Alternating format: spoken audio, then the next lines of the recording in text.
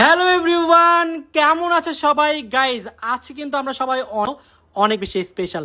So তোমরা guess করো যে এখন আমি কোথায় যাচ্ছি, দেখি পারো কিনা, তাড়াতাড়ি নিচে। গাইজ আপনারা ইতির হলুদে একজনকে অনেক বেশি, তো আপনাদের কি মনে হয় ঋতু আপু কি আজকে যাবে কিনা বিয়েতে? দেখি জানান। গাইজ ফাইনালি আমরা চলে আসছি ইতির বিয়ে খেতে। চলে আসছি আমরা।